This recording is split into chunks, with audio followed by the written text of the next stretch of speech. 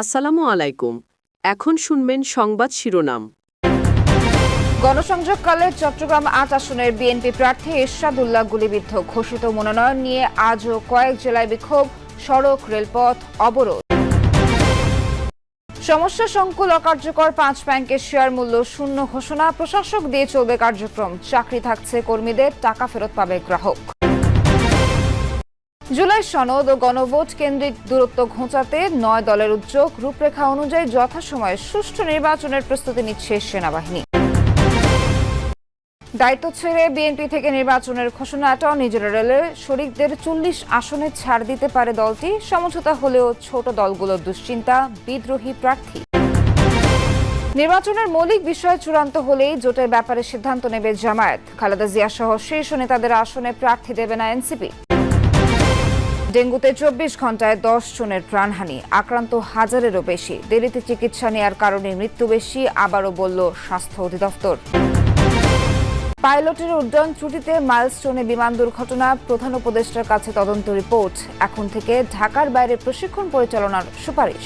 এতক্ষণ শুনছিলেন সংবাদ শিরোনাম, এবার বিস্তারিত। বিএনপি ঘোষিত মনোনয়ন নিয়ে আজও কয়েক জেলায় বিক্ষোভ এবং সড়ক ও রেলপথ অবরোধ হয়েছে। পছন্দের প্রার্থীকে দল মনোনয়ন না দেওয়ায় ক্ষোভ প্রকাশ করেন নেতাকর্মীরা। সিদ্ধান্ত পুনর্বিবেচনার দাবি জানান তারা, তা না হলে আন্দোলন চালিয়ে যাওয়ার ঘোষণা দেন বিক্ষোভকারীরা। বিএনপির প্রার্থী ঘোষণার পর থেকেই উত্তাপ ছড়িয়েছে কুমিল্লা ১০ সংসদীয় আসন, নাঙ্গলকোট ও লালমাই উপজেলায়। মনোনয়ন পুনর্বিবেচনার দাবিতে মাঠে নেমেছেন বঞ্চিত প্রার্থীর কর্মী সমর্থকরা। বিকেলে নাঙ্গলকোট উপজেলা স্বাস্থ্য কমপ্লেক্সের সামনে থেকে বিক্ষোভ মিছিল বের করেন বিএনপির জাতীয় নির্বাহী কমিটির সদস্য মোবাশ্বের আলম ভূঁইয়ার অনুসারীরা। পরে ঢাকা চট্টগ্রাম সিলেট রেলপথ অবরোধ করেন তারা। দলীয় সিদ্ধান্ত পরিবর্তনের দাবি জানান নেতাকর্মীরা। আসনটিতে আব্দুল গফুর ভূঁইয়াকে মনোনয়ন দিয়েছে বিএনপি। আমরা চাই যে যিনি ২০০৮ সালে নাঙ্গলকোটে নির্বাচন করেছেন, সকল সময় নেতাকর্মীদের দুঃখে সুখে পাশে ছিলেন, আমরা চাই আলহাজ মোবাশ্বের আলম ভূঁইয়াকে জনমনোনয়নটা ফিরিয়ে দেওয়া হয়। এত ত্যাগ, এত নির্যাতন, এত নিপীড়নের পরেও যে নেতা তার তৃণমূলের কর্মীদেরকে ছেড়ে যান নাই, আমরা তৃণমূলের কর্মীরা সেই নেতাকে ছেড়ে যাব না। চাঁদপুর ৪ আসনে ফরিদগঞ্জ উপজেলা বিএনপির আহ্বায়ক এম এ হান্নানকে মনোনয়ন না দেয়ায় দ্বিতীয় দিনের মতো বিক্ষোভ করেছেন তার কর্মী সমর্থকরা। ফরিদগঞ্জ লক্ষ্মীপুর আঞ্চলিক মহাসড়কের বিভিন্ন স্থানে টায়ার জ্বালিয়ে অবরোধ করেন তারা। বন্ধ হয়ে যায় যান চলাচল, ভোগান্তিতে পড়েন যাত্রীরা। চাঁদপুর ৪ আসনে বিএনপির মনোনয়ন পেয়েছেন হারুনুর রশিদ। বিক্ষোভ হয়েছে মুন্সিগঞ্জেও। এক আসনে মনোনয়ন পুনর্বিবেচনার দাবিতে বিক্ষোভ ও অবস্থান কর্মসূচি পালন করেন মনোনয়ন প্রত্যাশী বিএনপির স্বেচ্ছাসেবক বিষয়ক সম্পাদক মীর শরাফত আলী সপু ও উপজেলা বিএনপির সাবেক সভাপতি মমিন আলীর অনুসারীরা।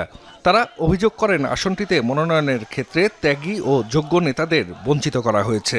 এ সময় ৩১ দফার লিফলেটও বিতরণ করেন নেতাকর্মীরা।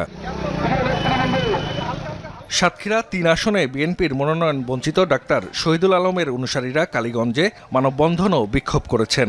দলীয় সিদ্ধান্ত পুনর্বিবেচনার দাবি জানান তারা। এদিকে মাদারীপুর ১ আসনে কামাল জামান মোল্লার মনোনয়ন স্থগিতের প্রতিবাদে বিক্ষোভ করেছেন তার অনুসারীরা। সকালে শিবচর পৌর এলাকায় সড়কে অবস্থান নেন তারা। মাদারীপুর ১ আসনে বিএনপি প্রার্থী হিসেবে সোমবার কামাল জামান মোল্লার নাম ঘোষণা করা হয়। পরদিন দলের প্রেস বিজ্ঞপ্তির মাধ্যমে জানানো হয় তার মনোনয়ন স্থগিত করা হয়েছে। সমস্যা সংকুল ৫টি ব্যাংককে অকার্যকর ঘোষণা করেছে বাংলাদেশ ব্যাংক, ভেঙে দেওয়া হয়েছে পরিচালনা পর্ষদ। বিকেলে সংবাদ সম্মেলনে এসব তথ্য জানান গভর্নর আহসান এইচ মনসুর। ব্যাংকগুলোর ব্যবস্থাপনা পরিচালক ও চেয়ারম্যানদের সাথেও বৈঠক করেন তিনি। জানানো হয় আমানতকারীদের পূর্ণাঙ্গ সুরক্ষা নিশ্চিত করা হবে, তবে মালিকানা হারাবেন শেয়ার হোল্ডাররা। চাকরিতে বহাল থাকবেন কর্মকর্তা কর্মচারীরা। সোশ্যাল ইসলামী ব্যাংক, ফার্স্ট সিকিউরিটি ইসলামী bank, Exim bank, union bank এবং গ্লোবাল ইসলামী ব্যাংক ৫টি দুর্বল ব্যাংকের চেয়ারম্যান ও ব্যবস্থাপনা পরিচালকদের নিয়ে বৈঠক করেন গভর্নর। আগেই দেয়া হয়েছিল একীভূত করার ঘোষণা। বুধবার জানিয়ে দেওয়া হয় প্রশাসক নিয়োগের চূড়ান্ত সিদ্ধান্ত। বৈঠক শেষে পর্ষদের চেয়ারম্যানরা জানান বিলুপ্ত করা হয়েছে ব্যাংকগুলোর পরিচালনা পর্ষদ। নিশ্চিত করা হয়েছে আমানতকারীদের সর্বোচ্চ সুরক্ষার বিষয়টি। আর ব্যাংকগুলোর যারা শেয়ার হোল্ডার তারা হারাবেন মালিকানা। গভর্নর সাহেব হলো বোর্ড ভেঙে দিয়েছেন, আজকের থেকে বোর্ড শেষ। এটা শেয়ার হোল্ডারদের কারো শেয়ার, স্পন্সর, ডাইরেক্টর এবং পাবলিক শেয়ার হোল্ডার কারোই কোনো শেয়ার থাকবে না, শেয়ার উইল বি জিরো। রাষ্ট্রের প্রয়োজনে, জাতীয় প্রয়োজনে, দেশের অর্থনীতির প্রয়োজনে এই 5টি ব্যাংকের 5টি বোর্ড দায়িত্ব পালন করেছে, তারা তাদের সাধ্যমতো কাজ করেছে। পরে আনুষ্ঠানিক সংবাদ সম্মেলন করে বাংলাদেশ ব্যাংক। গভর্নর জানান, অকার্যকর ঘোষণা করা হয়েছে দুর্বল 5টি ব্যাংকে। একই সাথে প্রশাসক নিয়োগ দেওয়ার কথাও জানান তিনি। চিঠি পাঠানো হয়েছে কোম্পানি সেক্রেটারিকে, 5টা ব্যাংকেরই কোম্পানি সেক্রেটারিকে সকালে। এই চিঠিটা হচ্ছে নন ভায়াবিলিটি লেটার, অর্থাৎ বাংলাদেশ ব্যাংক বলছে যে এই ব্যাংক আর কার্যকর থাকবে না, থাকতে পারে না, সক্ষমতা নাই। এই কারণে এটাকে নন ভায়াবল প্রতিষ্ঠান হিসাবে বাংলাদেশ ব্যাংক ডিক্লেয়ার করে ওই চিঠিটা প্রেরণ করেছে প্রত্যেকটা ব্যাংকে। তাদের যে সেক্রেটারি আছে তাদের হাতে অফিসিয়াল ফর্মালি এটা দেওয়া হয়। জুলাই সনদ বাস্তবায়ন প্রক্রিয়া ও গণভোট নিয়ে তৈরি হওয়া অচলাবস্থা কাটাতে একাট্টা হয়েছে জাতীয় নাগরিক পার্টি, এনসিপি সহ 9টি দল। গণতন্ত্র মঞ্চের আহ্বানে জরুরি বৈঠক করেছে তারা। নেতারা বলছেন, প্রধান উপদেষ্টার বেঁধে দেওয়া 7 দিনের মধ্যে একটি সমঝোতায় পৌঁছানোর চেষ্টা করবেন তারা। বৈঠক করবেন বিএনপি ও জামায়াতের সঙ্গে, চেষ্টা করবেন তাদের এক টেবিলে আনার। একই সাথে ঐকমত্য কমিশনের তৈরি করা জটিলতা নিরসনে সরকারকেই উদ্যোগ নেওয়ার আহ্বানও জানিয়েছেন তারা।